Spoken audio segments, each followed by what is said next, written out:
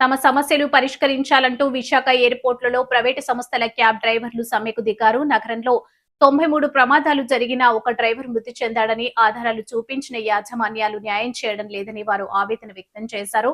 Police commissioner కు కూడా ఫిర్యాదు సమర్పించారు.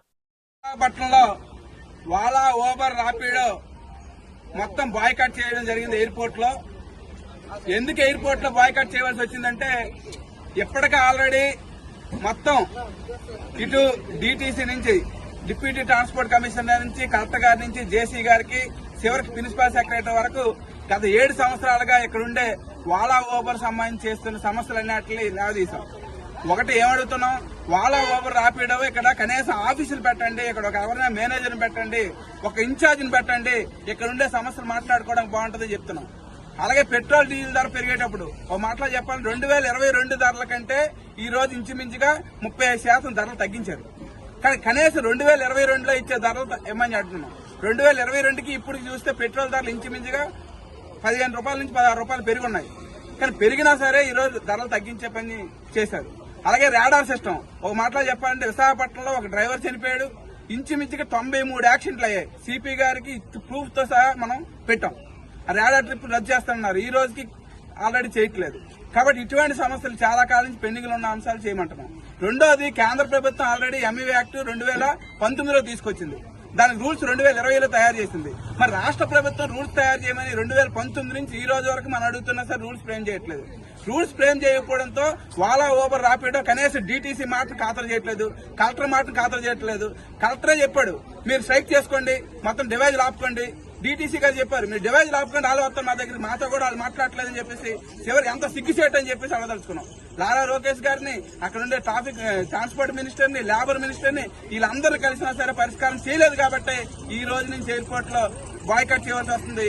దీనికి కారణం మొత్తం వాలా ఓబర్ రాపిడో అయితే రాష్ట్ర ప్రభుత్వం కూడా మా సమస్యలు పరిష్కారం చేయడానికి మాకు చేత కాదు, చేతులు తీసింది. కాబట్టి డ్రైవర్లందరూ ఐక్యమై ఈ రోజు స్ట్రైక్ చేయవలసి వస్తుంది. దీనికి ఏదైనా జరిగితే రాష్ట్ర ప్రభుత్వం బాధ్యత వహించాలి, జిల్లా కలెక్టర్ గారే బాధ్యత వహించాలి. అలాగే ఏదైతే పెండింగ్ సమస్యలు ఉన్నాయో అవన్నీ పరిష్కారం అయ్యే వరకు కూడా మా స్ట్రైక్ ఎయిర్పోర్ట్ లో కొనసాగుద్ది. ఇక్కడే కాదు, రేపు ఎయిర్పోర్ట్ ఏదైతే భోగాపురం ఎయిర్పోర్ట్ స్టార్ట్ చేస్తారో అక్కడికి కూడా ఒక వెహికల్ కూడా వెళ్ళదు. అది వెళ్ళడమే కాదు, ఇప్పటికే మా స్ట్రైక్ కారణంగా ఈ రోజు రేపు 5వ తారీఖు నుంచి ఓపెన్ చేయవలసిన ఎయిర్పోర్ట్ ని మీరు వాయిదా వేసుకున్నారని చెప్పేసి కూడా మేము సాధారణంగా చెప్పగలుగుతాం. ఎప్పుడే రేపు 5వ తారీఖే కాదు, ఇంకెప్పుడు ఎయిర్పోర్ట్ మీరు ఓపెన్ చేయలేరు. ఓపెన్ చేసిన ఒక్క క్యాబ్ కూడా తిరగదు మా సమస్యలు పరిష్కారం చేయకపోతే. ఆ రకంగా మా సమస్యలు పరిష్కారం అయ్యే వరకు మా స్ట్రైక్ కొనసాగుద్దని చెప్పేసి అనేక సమస్యలతో కలెక్టర్ గారి దృష్టికి, డిటిసి గారి దృష్టికి అండ్ ఇక్కడ సమస్యలు పరిష్కారం కాకపోతే చివరిగా అమరావతి వెళ్లి transport minister and IT minister గారికి, ట్రాన్స్పోర్ట్ కమిషనర్ గారికి కూడా సమస్యలపైన వినతి పత్రం ఇవ్వడం జరిగింది. సమస్యలు పరిష్కారం కాలేదు కదా. కలెక్టర్ గారి దగ్గరికి నెలలో 1-2 సార్లు వెళ్తుండగా కలెక్టర్ గారు అంటున్నారు, వాలా ఓబర్ ర్యాపిడో వాళ్ళు మాకు కూడా స్పందించట్లేదు.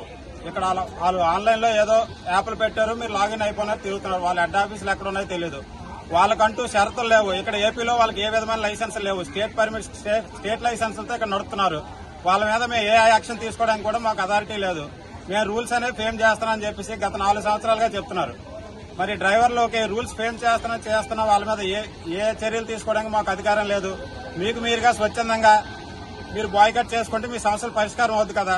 మీకు యాజమాన్యం ఎక్కడున్నా సరే ఇక్కడికి వచ్చి మీ సమస్యల మీద వాళ్ళు జాయింట్ మీటింగ్ చేసి పరిష్కారం చేస్తారు కదా అని చెప్పేసి ఇదే కలెక్టర్ గారు, ఇదే డిటిసి గారు అండ్ సిపి గారు, కమిషనర్ గారికి కూడా ఇప్పుడు ఏదైతే మనకు వాలాలో రాడార్ ట్రిప్స్ వల్ల చాలా ఎక్కువ యాక్సిడెంట్స్ అవుతున్నాయో ఆ రాడార్ ట్రిప్స్ కు ఈ పోలీస్ డిపార్ట్మెంట్ సంబంధించింది కనుక యాక్సిడెంట్స్ అనేది సిపి గారికి కూడా మనం లెటర్ ఇవ్వడం జరిగింది. సిపి గారు కూడా ఇదే చెప్పారు, మీరు బాయ్కాట్ చేసుకుంటే యాజమాన్యం ఎక్కడున్నా సరే ఇక్కడ ఆఫీసులు లేవు. వాలా ఓబర్ ర్యాపిడోలో ఇక్కడ ఆఫీసులు అనేవి లేవు.